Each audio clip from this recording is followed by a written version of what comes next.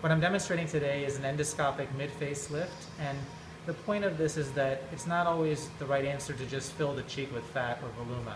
Sometimes you have to lift the cheek to combat true signs of midface aging. So if you take a look right here at this patient, I've already elevated the midface subperiosteally, and if you keep an eye right here, I'm going to pull a suture here that lifts this midface up, and you can see how it not only lifts the cheek, but it volumizes the cheek. So that's without injecting any fat into her cheek. One more time.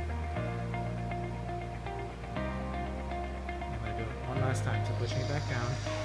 Notice how it lifts up and it's going to get seated in that position. The perioption is going to stick back down.